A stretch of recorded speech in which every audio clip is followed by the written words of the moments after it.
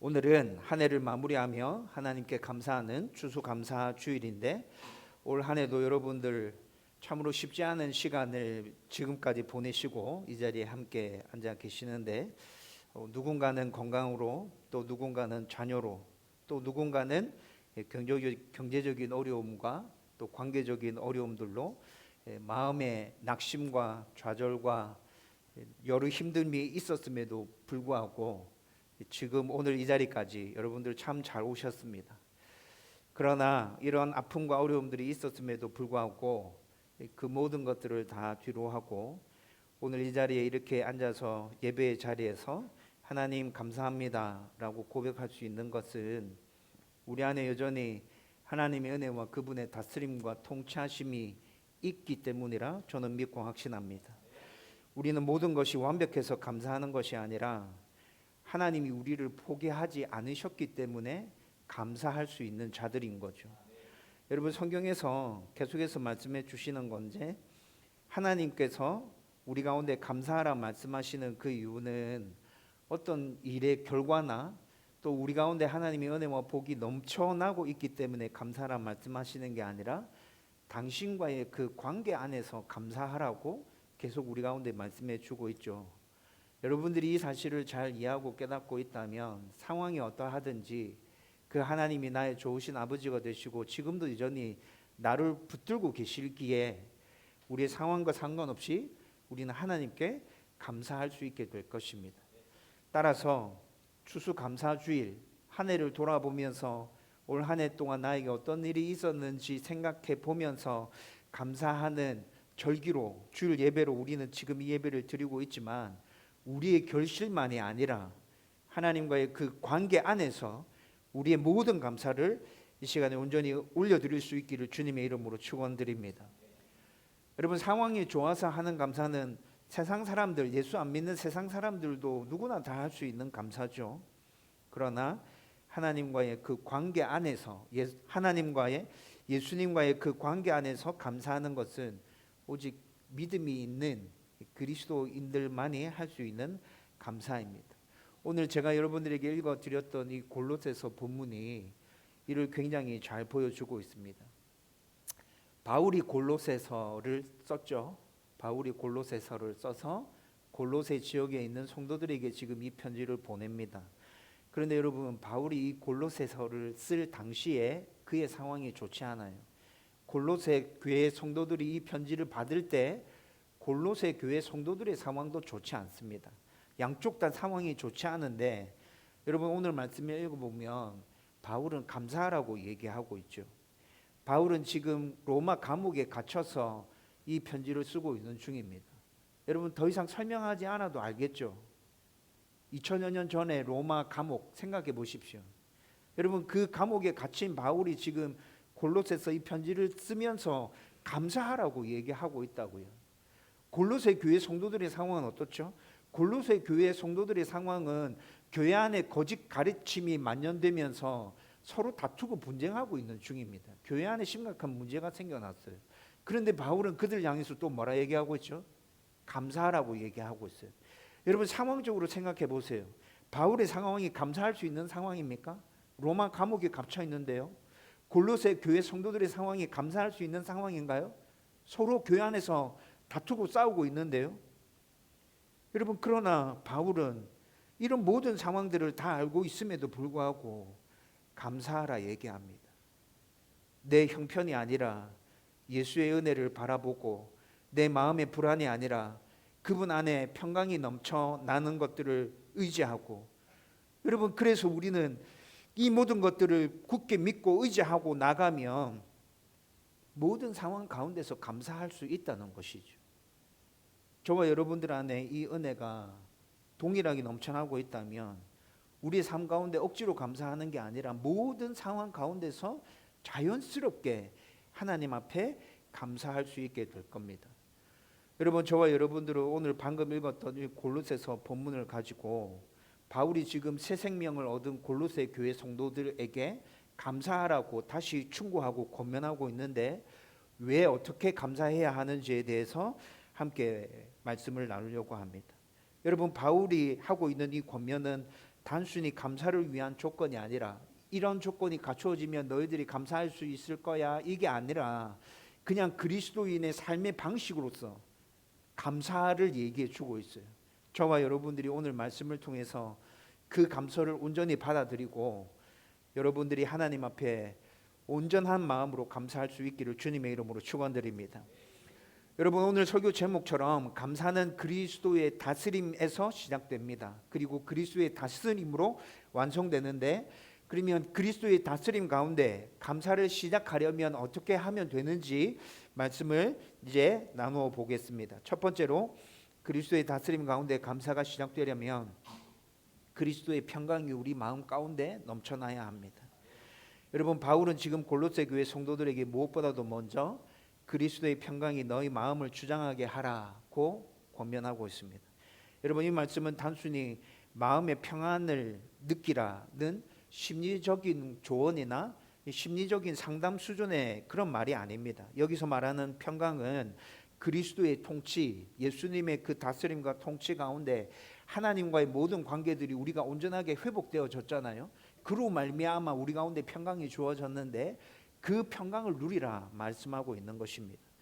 여러분 저와 여러분들이 잘 알고 있는 것처럼 예수님의 십자가 사역을 통해서 하나님과 인간이 완전히 나누어져 있었는데 그 나누어짐이 하나로 다시 온전하게 연합되어졌어요. 다시 하나 되어졌어요. 그게 예수님의 십자가 사역으로 가능해졌잖아요. 그리고 성경은 예수님의 십자가 사역으로 하나님과 인간이 죄로 말미암아 분리되어져 있었는데 온전히 연합한 그 상태를 평안이라 얘기하고 있어요. 성경에서 얘기하는 평안은 그 온전한 연합을 평안이라 얘기하고 있는 거죠. 골로새서 1장에 이 평안에 대해서 바울이 설명해 주고 있어요. 여러분 지금 제가 좀 전에 말씀드렸잖아요. 골로새서 교회 안에 거짓 가르침으로 인해서 서로 다툼과 분리와 분쟁이 일어나고 있었다 그랬죠. 그래서 골로새서 1장에 바울이 예수 그리스도의 십자가로 말미암아 온전하게 연합되어진 하나 되어진 그 평안에 대해서 다시 설명해 주고 있어요. 그리고 난 다음에 2장 3장에 넘어와서 그리스도인들이 어떻게 그 평안을 유지하고 어떻게 감사의 생활을 이어갈지에 대해서 얘기해 주면서 지금 오늘 이 본문을 저와 여러분들이 함께 생각하고 있는 거라고. 저와 여러분들은 분명히 성경에서 말하고 있는 그 평안을 누리는 자들입니다. 더 이상 죄 때문에 하나님으로부터 우리 가운데 내려질 심판에 대해서 걱정하지 않아도 돼요. 하나님과의 그 관계에 분리된 그 관계 때문에 우리 안에 영혼들이 불안하고 초조하고 막 근심 걱정하면서 살아가는데 더 이상 그런 불안 가운데 살아가지 않아도 된다고요. 그래서 지금 바울이 그리스도의 평강이 너희 마음을 주장하게 하라. 너희는 이미 예수님의 십자가 사역으로 하나님과의 모든 관계가 회복되어진 자들이잖아. 그 평안이 너희들 안에 있잖아. 그 평안이 너희들 안에 있으면 어떤 상황을 만나든지 그 평안으로 감사할 수 있잖아. 여러분 지금 바울이 이 얘기를 골로새 성도들한테 하고 있는 것이라고요. 그리고 주장하게 하라라는 이 말을 헬라어로 살펴보면 여러분 스포츠 경기를 보면 심판이 있습니다. 그렇죠? 심판이 스포츠 경기가 진행되는 동안에 어떤 일과 관련해서 결정을 내리면 판정을 내리면 뭐 VAR이든지 뭘 통해서 판정을 딱 내리면 그 경기가 끝날 때까지는 그 심판을 그 판정을 다시 뒤집을 수 없어요. 그렇죠? 주장하게 하라라는 말은 하나님의 평안이 우리 마음 안에서 심판자가 되어서 모든 상황을 다 판단하고 그 평안 안에서 감사하라는 의미가 담겨져 있습니다. 여러분 우리가 하루하루를 살아갈 때 우리의 일상에서 얼마나 많은 이벤트들이 일어납니까? 심리적인 심판들 굉장히 많이 일어나죠. 여러분 하루를 살아가면서 여러분들이 얼마나 많은 불안을 경험하죠? 두려움, 분노, 경쟁심, 비교의식, 섭섭한 들. 여러분 하루를 살아가면서 이런 감정들 수도 없이 계속 반복해서 느끼면서 살아가잖아요. 여러분 그런데 이런 감정들이 우리의 마음의 심판자로 우리의 마음을 차지하고 있다면 여러분들의 삶이 어떻게 될 것 같습니까? 여러분 이런 것들로 결정하고 이런 것들로 인해서 사람들을 판단한다 생각해 보세요. 여러분들 안에 감사가 넘쳐나겠어요? 있는 감사도 사라져 버리겠죠? 어떤 일을 부닥쳤는데 그 일로 말미암아 불안이 막 생겨나요. 그런데 그 불안 가운데 어떤 일을 결정해 버렸어요. 여러분, 그 결정이 온전한 결정이겠어요? 여러분, 이렇게 하루를 살아가면서도 우리는 여러 가지 다양한 감정들을 만나고 그 감정들 안에서 선택하고 결정하고 또 불평을 쏟아내고 또 감사하고 이렇게 살아간다고요. 여러분, 그런데 그런 삶은 온전한 삶이 아닙니다. 그래서 바울이 오늘 성도들에게 권면합니다. 너희 마음의 심판대에 오직 그리스도의 평강에 앉아있게 해야 돼. 그리스도의 평강이 너희 마음의 심판대에 앉아있어야 돼. 그분이 판정하는 대로 우리는 순종하고 따라가야 돼. 그러면 모든 상황 가운데서 너희들은 감사할 수 있어. 여러분, 지금 바울이 골로새 성도들에게 이 이야기를 하고 있어요. 좀 전에 앞에 잠깐 설명해 드렸는데 그리스도의 그 평강은 하나님과의 관계, 온전한 관계 안에서 평안이 우리 가운데 주어진다 그랬죠. 그래서 바울은 또 15절 말씀 뒷부분에 보면 이 하나님 안에서 만들어진 이 평안의 관계를 좀 더 확정시켜서 공동체 안으로 넓혀서 또 얘기합니다. 15절 말씀에 보면 이렇게 얘기하죠. 너희는 평강을 위하여 한 몸으로 부르심을 받았나니. 제가 좀 전에 말씀드렸던 그 평안은 하나님과 우리 사이의 관계에서 주어지는 평안이라면 15절에서 너희는 평강을 위하여 한 몸으로 부르심을 받았나니 라는 이 말은 성도들 간에 서로 수평적인 관계 안에서도 평안이 넘쳐나야 된다는 것에 대해서 말씀해 주고 있어요. 여러분, 하나님과 우리 사이에 예수 그리스도의 십자가로 말미암아서 관계가 온전하게 회복되어졌어요. 이 관계 안에서 우리가 평안을 누리고 있습니다. 그런데 여러분, 우리는 이 사회에서 살아가잖아요. 다른 사람들과 함께 어울려서 살아갑니다. 그런데 수직적인 관계에서 하나님과의 평안이 형성되어져 있는데 수평적인 관계에서 사람들과의 평안이 무너져 있으면 여러분들의 삶 안에서 감사가 넘쳐나겠어요? 하나님과의 관계는 좋아. 하나님과의 관계를 생각할 때는 너무 감사가 넘쳐. 근데 내 주위에 있는 이웃들과의 관계를 생각해 보면 너무 머리가 아파. 머리 터져 나갈 것 같아. 여러분, 그렇게 되면 우리 안에 하나님과의 관계 안에서 감사가 넘쳐난다 하더라도 이 감사는 금방 사라져 버리고 우리 안에 불평과 불만이 또 넘쳐나게 된다는 것이죠. 그래서 바울은 평안을 누릴 때 하나님과의 관계 안에서도 평안을 누려야 되고 모든 성도들 안에서도 평안을 같이 누려야 감사가 넘쳐날 수 있음에 대해서 얘기해 주는 거예요. 여러분, 당시 골로새 교회는 거짓 가르침으로 인해서 분열, 분쟁, 다툼, 교회 안에 이런 상황들이 펼쳐지고 있다고 말씀드렸잖아요. 누가 더 영적으로 깊은 사람인가? 누가 더 의로운 사람인가? 서로 비교하면서 다투고 있는 교회였다고요. 그래서 바울은 예수님이 십자가 구속으로 모든 일을 한 몸이 되게 하셨는데 에베소서에서 그리스도인들은 한 몸이라 말씀하잖아요. 한 몸이 되게 해주셨는데 다 몸 안에 있는 각각의 지체들인데 그 지체들이 이렇게 싸우고 있으면 어떻게 교회 안에 감사가 넘쳐날 수 있느냐? 너희가 서로 비교하거나 다투는 순간에 예수님의 평강은 떠나가고 감사는 다 사라지고 말 거야. 바울은 지금 이 얘기를 하면서 골로새서 성도를 권면하고 있습니다. 성도 간의 평강은 그리스도 안에서 서로 용납하고 용서할 때 회복되어 줍니다. 그리고 감사는 관계 안에서, 하나님과의 관계 안에서, 성도들과의 관계 안에서 열매 맺게 될 것입니다.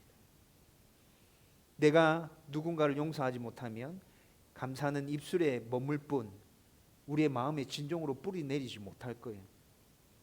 그래서 감사는 평강의 열매이고 바울은 이 의미를 담아서 또한 너희는 감사하는 자가 되라고 말씀하고 있습니다. 여러분, 바울의 이 표현에 주목해서 관심을 가져보십시오. 감사하는 자가 되라. 바울이 지금 뭐라고 권면합니까? 감사하라고 권면합니까? 감사하는 자가 되라고 권면하고 있습니다. 이게 무슨 말이죠? 감사하라는 그냥 우리의 행위입니다. 행동입니다. 억지로라도 할 수 있는 것이죠. 물론 감사할 수 없는 상황이라도 우리는 억지로 감사해야 합니다. 그런데 그렇게 억지로 감사하다 보면 결국에는 어느 수준까지 이르게 되는 거죠? 내가 감사하는 자가 되는 수준까지 이르게 된다고요. 너희 존재 자체가 감사하는 자가 돼야 돼라는 의미로 바울이 이렇게 말씀하고 있는 거예요. 억지로 감사를 시작하지만 결국에 우리가 그 감사가 쌓이고 쌓여서 최종적으로는 우리의 모든 삶 자체가 그냥 감사하는 자로 존재가 그렇게 하나님 앞에 온전히 올려드리는 저와 여러분들이 될 수 있기를 주님의 이름으로 축원드립니다. 하나님의 평강이 넘치면 그렇게 될 수 있다는 것이죠. 두 번째로 그리스도의 다스림 가운데 감사가 시작되려면 그리스도의 말씀이 우리의 삶 가운데 채워져야 합니다. 여러분, 방금 전에 바울은 예수님의 평강이 마음을 다스리게 하라, 그러면 너희들이 감사할 수 있을 거야 라고 권면했죠. 그러면 예수님의 평강이 우리의 마음속에 지속적으로 유지되려고 하면 어떻게 해야 됩니까? 그 답이 바로 16절이에요 16절 말씀에 그리스도의 말씀이 너희 속에 풍성히 거하게 하라고 바울이 권면하고 있습니다. 여기서 거하게 하라라는 이 말은 단순히 손님이 방문해서 집에 잠시 머물렀다가 떠나가는 상황을 말하고 있는 것이 아닙니다. 내 삶의 한쪽 구석 칸에 말씀이 잠시 들어왔다가 쑥 빠져나가는 그런 상황이 아니라 내 마음과 내 생각과 내 감정과 나의 모든 것들이 말씀이 나를 꼭 붙들어서 다스리고 통치하고 나의 마음을 주장하고 있는 그런 상태를 지금 말하고 있는 거예요. 거하게 하라. 이뿐만이 아니라 또 풍성히 거하게 하라 말씀하고 있죠. 이 풍성이라는 말은 말씀이 필요할 때 순간적으로 그 말씀이 딱 생각나고 사라져 버리고 없는 게 아니라 늘 말씀이 내 안에 머물러서 말씀의 은혜가 퐁퐁퐁퐁퐁 흘러 넘치고 있는 상태를 풍성히라고 의미하고 있습니다. 오늘날 우리 시대는 정보가 넘쳐나고 있습니다. 모든 정보들이 넘쳐나고 있죠. 기독교와 관련된 정보들도 엄청나게 넘쳐납니다. 설교도 엄청나게 많습니다. 그런데 말씀이 부족한 시대를 우리는 살아가고 있습니다. 여러분, 이게 무슨 말입니까? 제가 방금 말씀드린 거 논리적으로 맞지 않는 단어 구사였어요. 여러분, 이게 무슨 말이냐 하면 우리 말씀에 우리의 삶에 설교의 양, 말씀의 양은 정말 넘쳐나지만 말씀의 지배력, 말씀이 우리 삶을 지배하는 그 지배력이 점점 약화되는 시대에 우리는 살아가고 있다는 거예요. 여러분, 말씀이 우리의 삶을 지배하려고 하면 어떻게 해야 합니까? 하루를 시작할 때 말씀을 묵상하며 시작하고 하루를 마칠 때 말씀을 떠올리면서 나의 삶을 돌아보면서 이렇게 살아야 말씀의 지배력이 우리 삶 가운데 강력하게 영향을 미치는 것이죠. 그런데 우리는 그렇게 살지 못하잖아요. 말씀의 지배력이 강할 때 우리 안에 평강이 넘치고 감사가 넘쳐나게 됩니다. 그리고 바울은 모든 지혜로 피차 가르치며 권면하라고 말씀합니다. 여러분, 말씀의 지배력이 내 안에 강해서 나 혼자만 그 은혜를 누리고 살아가면 또 감사가 지속될 수 없다는 걸 이 말씀에서 얘기해 주고 있는 거죠. 모든 지혜로 피차 서로 가르치며 권면하라고 얘기합니다. 하나님과의 관계 안에서 내 안에만 말씀의 은혜가 막 넘쳐나는 게 아니라 내 안에 넘쳐나는 그 말씀의 은혜를 어떻게 하라고요? 성도들과 함께 나누고 가르치고 권면하고 그렇게 하라고 바울은 얘기해 주고 있어요. 말씀이 풍성히 거한다는 것은 개인적인 묵상만을 의미하고 있는 게 아니라는 것이 분명히 드러나죠. 개인적으로 넘쳐나는 그 은혜를 공동체 안에서 나눌 때 그 은혜는 더 커져가고 우리 안에 넘쳐나는 감사는 더 풍성히 넘쳐나게 된다는 것입니다. 내가 들은 말씀의 은혜를 서로 나누고 서로의 삶에 적용하면서 권면할 때 그 말씀은 정보의 수준을 넘어서 생명력으로 우리 가운데 역사하게 될 것입니다. 감사가 회복되는 교회의 특징을 잘 살펴보면 서로가 모였을 때 세상적인 얘기를 나누는 그런 교회가 아니라 서로가 누렸던 그 은혜에 대해서 나누는 교회들이 감사가 넘쳐나고 생동력이 있고 건강한 교회로 점점 세워져 가는 것을 우리는 계속해서 확인할 수 있어요. 내년 사역을 준비하면서 요즘 장로님들이랑 읽고 있는 책이 있는데 그 책을 보면서도 이게 정말 중요한 거구나 다시 확인하게 됩니다. 우리가 지금 말씀을 나누고 난 다음에 식사하고 소그룹 모임을 하고 있죠. 그 소그룹 모임의 의미도 이런 의미가 같이 담겨져 있는 것입니다. 이뿐만이 아니라 바울은 또 이어서 이렇게 얘기합니다. 시와 찬미와 신령한 노래를 부르며 감사하는 마음으로 하나님을 찬양하라. 여기서 시는 구약의 시편을 얘기하는 거예요. 여호와는 나의 목자시니 내가 부족함이 없으리로다. 여러분, 우리가 가끔씩 하나님을 찬양하고 하나님을 깊이 묵상할 때 나도 모르는 사이에 이런 말씀들이 술술 나올 때가 있죠. 여러분, 그렇게 찬양하는 거 하나님이 정말 기뻐 받으시는 찬양입니다. 찬미는 어떤 거예요? 찬미는 우리 신앙 고백으로 하나님을 찬양하는 거예요. 저는 가끔씩 기도하다가 저희 신앙 고백으로 하나님이 하나님 되심을 선포합니다. 하나님은 저의 좋으신 아버지십니다. 하나님은 나의 힘과 능력과 나의 반석이 되십니다. 하나님은 나의 요새십니다. 하나님은 나의 산성이십니다. 여러분, 성경에 나오는 다윗의 신앙 고백이었는데 이런 신앙 고백들이 지금 저의 신앙 고백이기도 합니다. 그래서 이런 신앙 고백을 담아서 기도하면서 하나님을 높여드리고 찬양하는데, 여러분, 이것을 바울은 찬미라고 얘기하고 있습니다. 신령한 노래는 뭐죠? 신령한 노래는 우리 가운데서는 보기 힘든 것인데, 이렇게 예배드리다가 성령이 강력하게 임재해서 한순간에 성령의 붙드심으로 막 이렇게 찬양이 흘러나오는 상태를 얘기하는 거예요. 여러분, 지금 현대 교회에서 이런 거 보기 되게 어렵죠. 어쨌든 바울은 시와 찬미와 신령한 노래로 하나님을 찬양하라 이렇게 얘기합니다. 이게 어떤 의미죠? 말씀이 삶에 가득하면 우리 입술에 자연스럽게 이런 다양한 종류로 찬양이 넘쳐나게 된다는 겁니다. 하나님의 말씀이 너희들 안에 분명히 넘쳐나고 있으면 찬양도 같이 넘쳐나게 될 거야. 그런데 여러분, 이런 찬양은 주로 어떤 내용을 담고 있을까요? 감사의 내용을 담고 있겠죠. 이런 찬양들은 주로 다 하나님을 높이고 감사하는 내용들을 담고 있을 거예요. 말씀 없는 찬양은 감정적인 흥분으로 끝나지만 말씀이 담긴 찬양은 감사의 고백으로 변해집니다. 하나님이 기뻐 받으시는 찬양이 됩니다.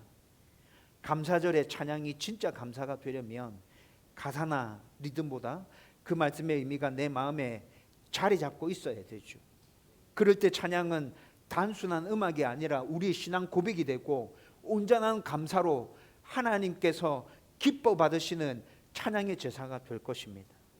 결국 바울은 감사는 환경이 아니라 말씀으로부터 시작된다는 것을 지금 얘기해 주고 있는 것입니다. 감사는 환경이 아니라 말씀으로부터 시작되는 거예요. 말씀이 내 안에 없으면 세상 말이 내 마음을 지배하게 되고 그 세상 말들은 결국 불평을 낳게 될 겁니다. 그러나 하나님의 말씀이 우리 가운데 가득 차 있으면 모든 상황들을 감사로 바꿔놓게 될 것입니다. 사람들의 마음은, 여러분들의 마음은 절대 빈 공간이 아닙니다. 뭔가로 채워져 있습니다. 여러분, 그 뭔가로 채워져 있는 그 마음을 저와 여러분들이 하나님의 말씀으로 채워서 항상 감사가 넘쳐나는 삶을 살아갈 수 있기를 주님의 이름으로 축원드립니다. 이제 그리스도의 다스림 가운데 감사가 시작되려면 마지막으로 세 번째, 그리스도의 이름으로 이제 감사를 행해야 합니다. 여러분, 앞에서 바울은 그리스도의 다스림 가운데 감사가 시작되기 위해서 성도들의 내면이 어떠해야 되는지에 대해서 첫 번째, 두 번째 말씀을 주었어요. 마음에서 그리스도의 평강이 넘쳐나야 된다. 첫 번째 생각했죠. 마음에서 그리스도의 평강이 넘쳐나야 너희들은 감사할 수 있을 거야. 두 번째는 너희들 마음에 그리스도의 말씀으로 충만해 있어야 그 평강이 계속 유지되면서 너희들은 감사할 수 있게 될 거야 라고 말했어요. 이건 다 우리의 마음과 관련된 문제잖아요. 우리의 의지, 우리의 생각, 이런 것들과 관련된 말씀이었어요. 그런데 바울은 이제 세 번째로, 마지막으로 그는 삶 전체의 우리 태도에 대해서 말합니다. 무엇을 하든지 다 주 예수의 이름으로 하라. 이 말씀은 감사가 단지 한순간의 감정이 아니라 삶의 모든 영역을 관통하는 신앙의 자세임을 말씀해 주고 있는 것입니다. 그리고 바울은 무엇을 하든지라는 표현을 통해서 감사의 범위를 제한하지 않습니다. 그것이 말이든지 일이든지 일당이든지 모든 순간에 감사의 예배가 될 수 있다는 걸 이렇게 선언하고 있는 것이죠. 성도는 주일 예배만이 아니라 가정과 직장과 학교와 모든 자리에서 감사의 사람으로 살아가야 합니다. 감사는 하나님께 드리는 말이 아니라 하나님께 드리는 그냥 우리 삶 자체가 되어야 된단 말이에요.